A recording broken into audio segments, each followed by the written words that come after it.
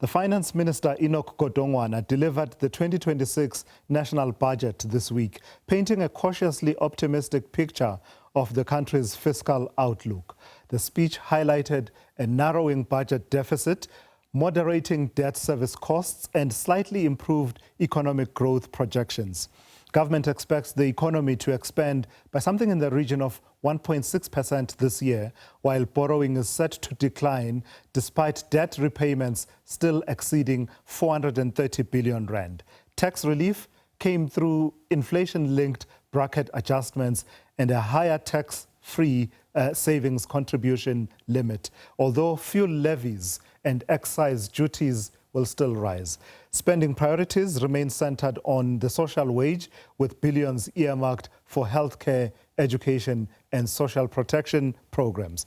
But questions remain over whether revenue growth and spending restraint will be enough to stabilize debt and unlock faster growth. To unpack the implications for government finances, taxpayers, and the broader economy, I'm joined now by the SAICA CEO, Patricia Stock. Good afternoon. It's great to have you with us. So let's start with your overall broad takeaways. You watch these numbers very closely. It's very linked to what you do as SAICA chartered accountants. What did you make of the picture of balancing the books for South Africa? Thank you so much, Tula Caesar, and good day to the viewers all over the world. I must say that the 2026 budget sends a message of cautious optimism. However, it's fiscally responsible. When you look at the allocation, it's important that we note that allocation alone does not guarantee impact unless we see the structural reforms and investment to be made in driving high performance, especially in the public sector. So to your point, we welcome the stabilization of debt around the 78% of GDP and a projected growth improvement to that 1.6. But to be honest, if you look at the global comparison, it does remain modest. And the real question that still remains is the implementation, especially when you look at the municipal level, where service delivery directly reflects and affects economic confidence, right? We are seeing a narrowing deficit and the stabilization of debt, which is really commendable. And that tells us that National Treasury is serious about restoring credibility. But fiscal repair does not grow an economy. So the real test is whether the stabilization becomes a launchpad for reform or whether we simply manage the decline more slowly. So there's a lot of work to be done. It's a balancing act. But we need to, look deeper into what are the key drivers of our economic growth, especially around the infrastructure development that we've seen the minister has elevated as a strong focus area for future investment. Lots of opportunities ahead, but we need fiscal discipline to come through in terms of, the performance of the public sector. Yeah. So we talk quite a great deal about the budget deficit narrowing. For the ordinary South African, what does that mean? Why is that an important measure? Yeah. Look, the deficit is very important because it speaks to whether are you collecting enough to meet our obligations, number one, or to meet our promise in terms of being able to provide basic services for ordinary citizens as well. And then also for us to be able to invest in the infrastructure that is necessary to drive the economic growth. So that's really what it means, right? Are you collecting enough to meet all these commitments? This is one area that is really significant because confidence in how you manage the fiscal fund, it follows discipline, right? And the debt service cost that exceeds 430 billion, it is significant because this is the money that we're supposed to be spending on infrastructure and education quality improvement, and of course, economic expansion. So slowing borrowing, it actually matters that we should not see growth in borrowing, right? Yes, there is good borrowing in terms of infrastructure development, but at this stage, South Africa, we need to get our borrowing levels low. So what we need to be clear about is that destabilization without growth leaves us in the state of, being fragile as a country. If growth does not accelerate beyond the 1.6% that we're seeing, debt will remain heavy and the fiscal space, of course, becomes very limited. So the progress is real, what we're seeing, but we must now reinforce solid structural reforms that needs to come through.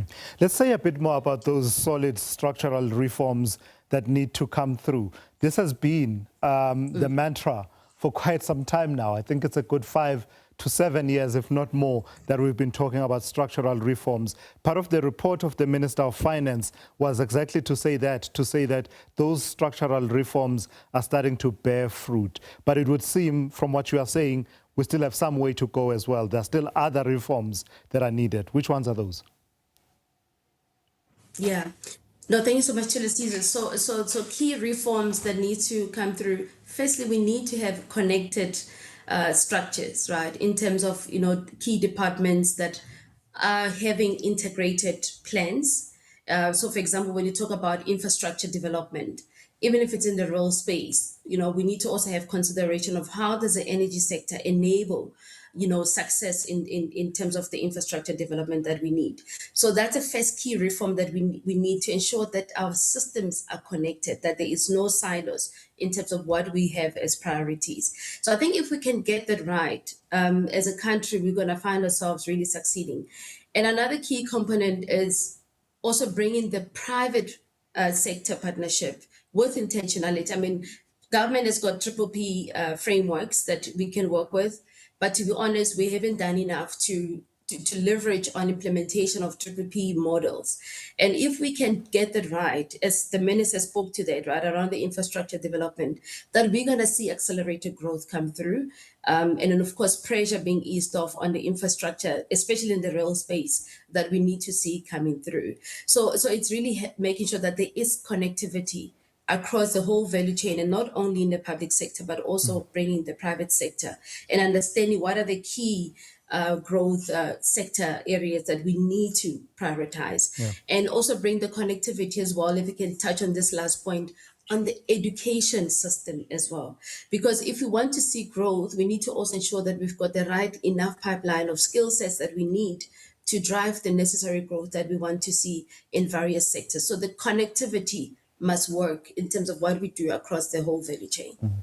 And so when you look at some of these developments around local government and the commitment of some 27 billion rand for performance-based reform of metro trading services over the next 4 years, this whole idea of the water infrastructure entity that will take shape this year and in the coming years, does that talk to further reforms that will become an enabler at local government and for business, for the ease of doing business? Yeah. So to let's say, I mean, reforms, what we need to be careful about as a country is not to create new structures without actually first looking at the effectiveness of the structures that are in place. So in the water sector, we know that we've got quite a number of structures, right? The key question is which structures are there that may not be as efficient as they should be? Do they need a reform in the form of creating a new structure?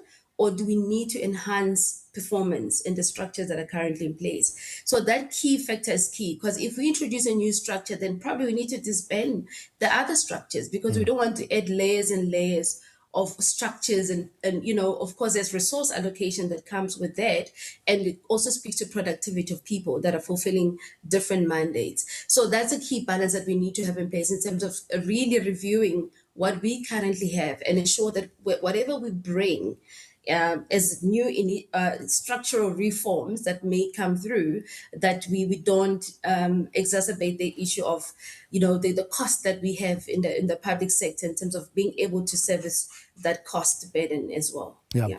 Lastly, Patricia, I want to explore this idea of where we are spending our money. 60% of it goes towards the social wage, the various components, your education, health, a provision of housing for those who qualify for that, and other elements. So 60% accounts for that. There's a context for that, isn't there? That we have been living through what people have been saying, the age of austerity, what government called fiscal consolidation. What did you make of the approach towards those elements that perhaps realize that we've pushed the envelope, perhaps as far as we can, as far as austerity is concerned with those commitments?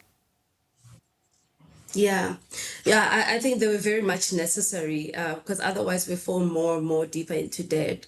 And the debt levels, of course, they should correlate with development. So the balance is much needed in terms of to what extent does the spending go through, towards the social wage, and does the social wage translate to efficiencies and also structural or infrastructure developments that we want to see come through.